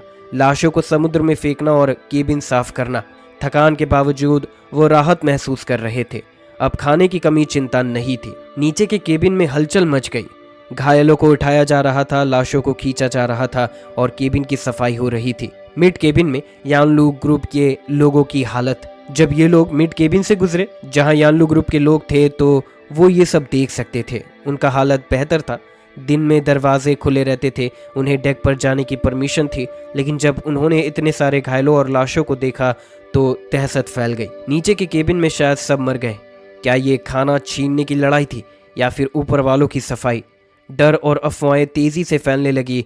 बाइमो एक कोने में सहमा बैठा था। मैं तो आउटसाइडर हूँ, मेरी मौत पक्की है। जी युनफान बुदबुदाया, मैं हाक्शाओ देश का हूँ, शायद मुझे बात करनी चाहिए। जी हाईचिंग हंसा, अभी हाक्शाओ का हो गया? पहले तो गालियां देता था। जी युनफान गुस्से में उसकी कॉलर पकड़ने ही वाला था, तभी रुडोल्फ हंस पड़ा। अरे लड़ लो, वैसे भी कोई नहीं बचेगा। एजमान जो अब तक चुप था आखिर बोल पड़ा, झगड़े से कुछ नहीं होगा, सोचो कि बचने का तरीका क्या है। सब उस पर नजरें गड़ाए थे। वो एक ब्रिलियंट इंजीनियर था जिसने कोलंबिया की जूगो कंपनी में काम किया था। जी युनफान मुस्कुराया, मेरी नेशनलिटी स्क्रोडिंगर की बिल्ली की तरह है, जब जैसा चाहिए वैसा बदल सकता हूँ। चेहाईचिंग हंस पड़ा, सही कहा, तू असली इसका बैग है। लेकिन आइजमैन चुप रहा। चेहाईचिंग बोला, अब हमें आपस में नहीं लड़ना चाहिए। जैंगी हमें कभी भी मार सकता है। उसकी असली मंशा जैंगी को खुश करने की थी, अपनी बीवी की बलि चढ़ाकर भी। लेकिन जैंगी ने उसकी ओर ध्यान नहीं दिया। चे हाइचिंग ने एक नया प्लान बनाया। सब लोग जैंगी को गालियां दो ताकि कोई किसी को बिट्रे न कर सके। सबने ये आइडिया मान लिया। इसके बाद सब ने एक साथ जैंगी को कोसते हुए अपनी वफादारी जताई। सब ने एक डिक्लेरेशन लेटर सौंप दिया और वादा किया कि वो जैंगी को इन्फॉर्म नहीं करेंगे। चे हाइचिंग ने आइजमैन से पूछा, मिस्टर आइजमैन, अब तो बता सकते हैं आपने क्या डिस्कवर किया? आइजमैन ने शांति से कहा, असल में ये बहुत कॉम्प्लेक्स नहीं है, बस आप लोग भूख से मरने वाले थे, इसीलिए ध्यान नहीं दिया। तीसरे महीने में जब हमें बिल्कुल खाना नहीं मिला तो सबने अपने सीक्रेट्स और स्टोरीज शेयर किए। तभी ली जोंग्यू ने बताया था कि उसे अपनी स्पेशल पावर कैसे मिली। उसकी बात सुनकर सब मेमोरीज में खो गए। वो एक येलो स्टोन था जो उसने स्टार आइलैंड पर पाया था और उसी से उसको पावर मिली। अगर ध्यान से सोचो तो ली जोंग्यू और हमारे बीच का सबसे बड़ा डिफरेंस यही पावर है। यही असली रीजन हो सकता है कि इस शिप के मालिक के पीछे जो फोर्स है उसने हमें यहाँ रखा। ये सुनते ही सबको सच का एहसास हुआ। मतलब ली जोंग्यू के अलावा हम सब उनके लिए बेकार है। कैप्टन को हमारी लाइफ से कोई फर्क नहीं पड़ता। हो सकता है कि हमें बीच समुद्र में फेंक दे। अब सच जानकर सब और ज्यादा बिना उम्मीद महसूस कर रहे थे। क्या हमें भी ऐसे ही मरना होगा? जी यूनफान ने सोचा कि अगर मैं जैंगी का कुत्ता बन जाता तो शायद सर्वाइवल का चांस बढ़ जाता, लेकिन अब देर हो चुकी थी। रुडोल्फ हंसते हुए बोला, वैसे भी मरना ही है तो मजा क्यों न ले। चे हाइचिंग और बाइमो गहरे डर में थे, लेकिन आइजमैन फिर भी भावीन रहा। मिस्टर आइजमैन, अगर आपने पहले सब समझ लिया था तो कोई सोल्यूशन भी होगा। आइजमैन ने कहा, कोई रास्ता नहीं है। चे हाइचिंग ने उसका आर्म पकड़ा और जोर से हिलाया, जरूर कोई उम्मीद होगी। आइजमैन चिड़चिड़ा होकर बोला, अगर तुम मुझे एक कम्युनिकेशन डिवाइस ला सकते हो तो शायद हम बच सकते हैं। हम यानलू आइलैंड के हाक्शाओ रीजन जाते समय नियॉन कंट्री के वाटर से गुजरेंगे जहां कोलंबियन ओशन फ्लीट पेट्रोल करती है। अगर हम उन्हें कांटेक्ट कर सके तो शायद वो हमें बचा ले। जी यूनफान की आंखें चमक उठी, लेकिन बाइमो ने कहा, वो लोग हमारी परवाह नहीं करेंगे। आइसमैन ने शांत होकर कहा, लेकिन अब सिचुएशन अलग है। अगर हाक्शाओ रीजन के लोग किसी चीज के लिए इतना परेशान हैं तो ओशन फ्लीट भी उसमें इंटरेस्टेड होगी। सबने एक दूसरे को देखा। अब उनमें उम्मीद की हल्की किरण थी, लेकिन डिवाइस मिलेगा कहां से? अगर कोई पकड़ा गया तो उसे मार दिया जाएगा। आइसमैन चुपचाप बेड पर लेट गया। मैं सिर्फ आइडिया दे सकता हूँ, एग्जीक्यूशन तुम्हारी प्रॉब्लम है। चे हाइचिंग बुदबुदाया, कोई ना कोई रास्ता होगा। दूसरी तरफ यानलू ग्रुप के दूसरे रूम में ली जोंग्यू, जैंग वेवे और मार्विन थे। वो लोअर केविन में हो रही मारपीट के शोक में थे। बॉडीज एक एक करके उठाकर समुद्र में फेंकी जा रही थी। गिरने की आवाज बार बार सुनाई दे रही थी। कुछ जूनियर स्टूडेंट्स भी वहां थे जो वेकेशन के लिए आए थे। अब वो डर से सहमे हुए थे। जैंग वेवे ने धीरे से कहा, ये बहुत डरावना है। मार्विन मुस्कुराया, ऐसी चीजें कभी भी हो सकती है, बस मैंने नहीं सोचा था कि इतनी मौत होंगी। मुझे लगा था मिस्टर जैंग कुछ मर्सी दिखाएंगे। ली जोंग्यू बेड के आयरन फ्रेम से टिक कर खड़ा था, हाथ बांधे, और चेहरे पर चिंता की लकीरें साफ दिख रही थी। जहाज पर जो हुआ उसने मुझे बेचैन कर दिया। ली जोंग्यू ने कहा, मुझे मिस्टर जैंग से बात करनी होगी। जैंग वेवे ने चिंतित होकर कहा, ज्यादा एक्साइटेड मत हो जाना, अभी हमें सरवाइव करने के लिए उन पर डिपेंड रहना होगा। उसे डर था कि ली जोंग्यू कोई बेवकूफ़ी न कर बैठे। ली जोंग्यू बोला, चिंता मत करो, मुझे पता है कि क्या करना है। कम से कम ये तो कंफर्म करना होगा कि वो बेगुनाहों को नहीं मार रहे। मार्विन ने उसकी ओर देखा और कहा, मुझे नहीं लगता कि तुम्हें ज्यादा परेशान होने की जरूरत है। ली जोंग्यू और जैंग वेवे ने मार्विन को देखा और कहा, मिस्टर मार्विन, इस बारे में आपका क्या सोचना है? मार्विन ने धीरे से कहा, मुश्किल समय में सबसे जरूरी है सावधानी। जहाज की असली प्रॉब्लम नीचे वाले केबिन में है। मुझे लगता है कि मिस्टर जैंग का तरीका थोड़ा क्रूर है, लेकिन समझा जा सकता है। उन्हें इसे खुद ही हैंडल करने देना चाहिए, लेकिन वो कोई मर्डरर नहीं है। मार्विन सोचने लगा कि उस दिन क्या क्या हुआ। शायद ये उनके आंतरिक संघर्ष की वजह से हुआ है। ली जोंग्यू को ये तर्क सही लगा, लेकिन जब तक वो खुद कंफर्म नहीं कर लेता तब तक उसे सुकून नहीं मिलेगा। इसलिए उसने तय किया कि वो जैंगी से सीधा जाकर बात करेगा। जैंगी ली जोंग्यू को देखकर ज्यादा सरप्राइज नहीं हुआ। उसने ली जोंग्यू को बुलवा लिया। ली जोंग्यू ने कुछ औपचारिक बातों के बाद धीरे से पूछा, नीचे वाले केबिन में आज कुछ हुआ लगता है, क्या मैं पूछ सकता हूँ कि क्या हुआ? जैंगी ने शांत अंदाज में जवाब दिया, कुछ नहीं, खाने की कमी की वजह से उन्होंने एक दूसरे को मारना शुरू कर दिया। फिर उसने हल्की मुस्कुराहट के साथ पूछा, क्या तुम्हें लगता है कि ये मैंने करवाया? ली जोंग्यू झिझक गया और तुरंत बोला, नहीं नहीं, ऐसी कोई बात नहीं है। लेकिन जैंगी का जवाब सुनकर उसे कुछ राहत जरूर मिली। जैंगी ने उसके कंधे पर हाथ रखा और कहा, ज्यादा मत सोचो, मैं तुम्हें सेफली तुम्हारे होमलैंड तक ले जाऊंगा, लेकिन इसके लिए तुम्हें मेरे साथ सहयोग करना होगा। ली जोंग्यू ने धीरे से सर हिलाया। उसी वक्त दो आदमी एक घायल आदमी को घसीट रहे थे। ली जोंग्यू ने फेंट आवाज सुनी, बचाओ, लेकिन वो लोग उसे सीधा बर्फीले समुद्र में फेंक देते हैं। जैंगी ने शांत स्वर में बोला, ये वही आदमी था जिसने दंगा शुरू किया था। सही किया है ना? ली जोंग्यू तुरंत बोला, हाँ बिल्कुल सही किया। लेकिन अंदर से उसे कुछ अजीब लग रहा था। वापस आकर उसने यानलू ग्रुप के सभी लोगों को इकट्ठा किया। सबके चेहरे पर डर साफ झलक रहा था। टीचर ली, नीचे हत्याकांड हो रहा है। क्या इतने सारे लोग मर गए? ये बहुत डरावना है। चुप हो जाओ, बेकार की बातें मत करो। ली जोंग्यू ने समझाया, ये सब फूड की कमी की वजह से हुआ। कोई स्मगल होकर आया था जिससे वायलेंस हुआ। मिस्टर जैंग ने मुझसे कहा कि वो हमें सेफली दूसरे साइड ले जाएंगे, इसीलिए अफवाहें मत फैलाओ। अगर ऊपर वालों ने सुना तो प्रॉब्लम हो सकती है। उसी समय बाइमो ने कांपते आवाज में पूछा, यही उन्होंने कहा? पर हम कैसे मान ले कि वो सच बोल रहे हैं? ली जोंग्यू ने गहरी सांस ली और कहा, हमारे पास कोई और ऑप्शन नहीं है, अभी मानना ही सबसे सही रहेगा। ली जोंग्यू की बातें सुनकर सबकी शंकाएं दूर नहीं हुई, लेकिन उनका डर थोड़ा कम जरूर हुआ। सब अपने अपने कमरों में लौट गए। जैसे ही बाइमो अपने कमरे में पहुंचा, वो बिस्तर में दुबक गया और बुदबुदाने लगा, झूठे, सब झूठे हैं। वो हमें मार डालेंगे, वो हमें जरूर मारेंगे। नीचे वाले बिस्तर पर बैठे जी यूनफान ने अपनी टूटी हुई गोल्ड रिम चश्मे के पीछे से एक ठंडी चमक दिखाई। हमें खुद को बचाने का रास्ता ढूंढना होगा। मैं इस अनिश्चित जीवन में नहीं रहना चाहता। ली जोंग्यू शायद जैंगी की बात मान चुका है। उसका जिंदा रहना जरूरी है, लेकिन हम सब उनके लिए बेकार हैं। मैं अपनी जान किसी और की दया पर नहीं छोड़ सकता। चुप रहो, चे हाइचिंग ने अचानक डांटा और जी यूनफान को घूर कर देखा। वो सावधानी से दरवाजे तक गया, बाहर झांका, फिर अंदर से लॉक कर दिया।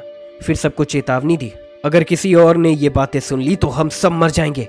जी यूनफान ने अपनी गलती समझी और कुछ नहीं कहा। तो फिर तुम क्या करना चाहते हो? चे हाइचिंग ने सबकी तरफ देखा और धीमी आवाज में कहा, हम सब अपने अपने फील्ड के जीनियस हैं। अगर हम साथ मिले तो कोई ना कोई रास्ता जरूर निकलेगा। अभी के लिए सारी फालतू बातें छोड़ दो और इस बारे में सोचो। वो थोड़ा झुका और गहरी आवाज में बोला, शाम को फिर मिलते हैं। रात में मिड केबिन की लाइट्स बंद हो गई। आइजमान ने चेक किया कि कमरे में कोई मॉनिटरिंग डिवाइस तो नहीं है। अब बात करने का यही सबसे सुरक्षित तरीका था। जैंगी को नीचे केबिन में मरने वाले लोगों से कोई फर्क नहीं पड़ा, बल्कि कम लोग बचे हैं तो उन्हें संभालना आसान होगा। उसने ये सब होते हुए देखा था और जानता था कि असली वजह क्या थी। लेकिन चे हाइचिंग और बाइमो जैसे लोग कभी उस पर भरोसा नहीं कर सकते। उन्हें शुरू से ही डर था और अब भी डर बना हुआ था। रात के वक्त तूफान आने का संकेत देते हुए बिजली चमकी। जैंगी और क्रू मेंबर्स के रूम को छोड़कर बाकी सभी जगह लाइट्स बंद थी। यांगलू ग्रुप के केबिन में चे हाइचिंग और बाकी लोग उठे और आइजमैन के बिस्तर के पास इकट्ठा हुए। चे हाइचिंग ने सावधानी से चादर उठाकर दरवाजे के गैप को ढक दिया ताकि कोई उनकी बातें न सुन सके। फिर उसने सबसे पूछा, तो क्या किसी के पास कोई स्मार्ट आइडिया है? आइजमैन चुपचाप बैठा रहा। रुडोल्फ बोला, अगर हमें कम्युनिकेशन डिवाइस चाहिए तो इसे क्रू से चुराना होगा। मेरे लिए ये मुश्किल नहीं है, मैं बिना पकड़े गए इसे चोरी कर सकता हूँ, लेकिन ये एक शिप है। अगर डिवाइस गायब हुआ तो ये तुरंत जाना जाएगा। आइजमैन ने कहा, मुझे कॉल करने के लिए कम से कम आधे घंटे चाहिए होंगे। तुम्हें मुझे ये वक्त देना होगा। जी यूनफान ने चश्मे को एडजस्ट किया, तो हमें चोरी भी करनी होगी और उन्हें आधे घंटे तक पता भी नहीं चलने देना होगा। आइजमैन ने सर हिलाया, और हमें डिवाइस वापस भी रखना होगा ताकि शक ना हो। चे हाइचिंग ने गहरी सोच में कहा, तो हमें कम से कम 40 मिनट तक उनका ध्यान भटकाना होगा। बाइमो ने सर हिलाया, ये नामुमकिन है। क्रू के लोग सिर्फ खाने के समय आते हैं, वो रुकते भी नहीं है। अगर हम डिवाइस चुरा भी ले तो इसे लौटाएंगे कैसे? आइडिया अच्छा था, लेकिन उसे अंजाम देना मुश्किल था। तभी बाहर जोर की गड़गड़ाहट हुई। समुद्र में थंडर स्पेयर की बिजली गरजी और ठंडा पानी और भी रहस्यमय दिखने लगा। चे हाइचिंग अचानक से सर उठाता है और गंभीर आवाज में कहता है, मुझे एक तरीका मिला है। ये सुनकर सभी की नजरें चे हाइचिंग पर टिक गई। मिस्टर चे हाइचिंग, आपके दिमाग में क्या प्लान है? जी यूनफान ने उतावलेपन से पूछा। रुडोल्फ ने भी उत्सुकता से पूछा, क्या आपके पास कोई तरीका है जिससे वो 40 मिनट तक ये ना जान पाए कि कम्युनिकेटर चोरी हो गया है? चे हाइचिंग हल्की मुस्कुराहट के साथ बोला, एक तरीका है, थोड़ा रिस्की है लेकिन ट्राई करने लायक है। जैसा कहते हैं खतरे में ही दौलत छुपी होती है। बाइमो ने कहा, जल्दी बताओ, घुमा फिरा के बात मत करो। चे हाइचिंग ने धीरे धीरे अपना प्लान बताया। उसके लिए उसे एक और इंसान की मदद चाहिए थी। वो कोई और नहीं बल्कि उसकी बीवी किम किमी थी। किम किमी का नाम सुनते ही रुडोल्फ और बाकी लोग एक दूसरे को अजीब नज़रों से देखने लगे। वो कभी सीला गर्ल ग्रुप की मेंबर रह चुकी थी और उसकी पहचान सिर्फ उसकी खूबसूरती और अदा थी। चे हाइचिंग ने पहले भी उसे यानलू आइलैंड पर ज़रूरी सामानों के बदले यूज़ किया था। यहाँ तक कि जब चे हाइचिंग बाहर जाता था तो उसे 10 लोग मिल जाते थे जो पहले उसके साथ डील कर चुके थे। किम किमी का अपना कोई दिमाग नहीं था, वो बस अपने पति के कहे अनुसार चलती थी। यहाँ तक कि इस जगह पर आने के बाद भी वो कुछ लोगों के साथ इन्वॉल्व हो चुकी थी, खासकर क्रू मेंबर्स के साथ। चे हाइचिंग को इससे कोई फर्क नहीं पड़ता, हम एक बढ़िया मौका ढूंढेंगे किचन का। लाओशे पूरा पर्वर्ट है और वो और मेरी बीबी पहले से ही क्लोज है। अगले बार जब वो फूड डिलीवर करने आएगा तो किम किमी उसे बहलाएगी। तब तक तुम्हें जल्दी से अपना काम पूरा करना होगा। सब चे हाइचिंग के इस सैक्रिफाइस से हैरान थे। रुडोल्फ हंसते हुए बोला, मिस्टर चे हाइचिंग, अगर आप इतने जनरस हैं तो मुझे भी एक बार। चे हाइचिंग ने ठंडी मुस्कुराहट के साथ कहा, अगर तुम अच्छा काम करोगे तो मैं तुम्हारी ये विश भी पूरा कर सकता हूँ। रुडोल्फ खुशी से उछल पड़ा, चिंता मत करो, मैं अपना बेस्ट दूंगा। जी यूनफान ने सवाल उठाया, प्लान तो सही है लेकिन क्या लाओशे पूरा 40 मिनट तक, मेरा मतलब है क्या वो इतना लंबा चलेगा? चे हाइचिंग को पूरा यकीन था, मेरी बीवी प्रोफेशनल है। जब हम सीला में थे तो उसे गॉड ऑफ वॉरियर्स कहा जाता था। सभी हंस पड़े। इस तरह ककोल्ड होने के बाद भी कोई इतने गर्व से बात कर सकता है, ये तो सिर्फ चे हाइचिंग ही कर सकता था। तभी मौसम अचानक खराब हो गया। जैंगी और उसके साथी 2-3 महीने से समुद्र में थे लेकिन ऐसा तूफान पहली बार देखा था। तूफानी हवाएं समुद्र पर दानव की तरह गरज रही थी, लहरें पहाड़ जैसी उठ रही थी और जहाज किसी छोटे खिलौने की तरह झूल रहा था। कई लोग डर से प्रार्थना करने लगे। जू युनक्वे के कमरे में टॉमी डर के मारे जोर जोर से रो रहा था। जू युनक्वे और सुनबाशी खुद को बेड के पायों से कसकर पकड़े हुए थी ताकि लहरों के झटकों से गिर न जाए, लेकिन उस बच्चे के रोने की आवाज ने उन्हें चिढ़ा दिया था। उसके मन में ख्याल आया, काश इसे जहाज पर ना लाया होता। वो कभी खुलकर नहीं कहती थी लेकिन कई बार उसके मन में उसे समुद्र में फेंकने का ख्याल आया था। समुद्र के अंदर कुछ है। जैंगी बेचैन महसूस कर रहा था। उसने जोकीर से कहा, यहीं रुको, मैं कंट्रोल रूम जाकर देखता हूँ। उसे ऐसा लग रहा था जैसे कोई समुद्र की गहराइयों से इस जहाज को देख रहा हो। वो कंट्रोल रूम में पहुंचा जहां अनुभवी क्रू मेंबर्स थे। ज्यादा घबराए नहीं थे। लाओ तियान ने उसे समझाया, मिस्टर जैंग, ये जहाज इतना स्ट्रांग है कि ऐसे तूफानों का कोई असर नहीं पड़ेगा। जैंगी ने खिड़की से बाहर देखा। समुद्र के तूफान का विशाल नजारा उसके दिल को झंझोड़ रहा था। ये जहाज डूब तो नहीं जाएगा? अचानक पूरे कंट्रोल रूम में खामोशी छा गई। सभी क्रू मेंबर्स ने उसे अजीब नजरों से देखा। लाओ तियान ने फुसफुसाया, मिस्टर जैंग, जहाज पर ये शब्द मत बोलो, बहुत अपशगुन होता है। जैंगी हंस पड़ा, सच में ऐसी मान्यताएं भी होती है? लाओ तियान ने कहा, घबराने की जरूरत नहीं है, ये जहाज बहुत मजबूत है। लेकिन तभी एक अजीब सी गहरी और दूर से आती हुई आवाज गूंज उठी। वो इतनी अजनबी और डरावनी थी कि रोंगटे खड़े हो गए। जैंगी का चेहरा तुरंत सख्त हो गया। वो आ गया। उसी समय सोनार ऑपरेटर ने अलार्म बजा दिया। मिस्टर जैंग, समुद्र में एक मॉन्स्टर है, एक विशालकाय चीज हमारे जहाज की ओर बहुत तेजी से बढ़ रही है।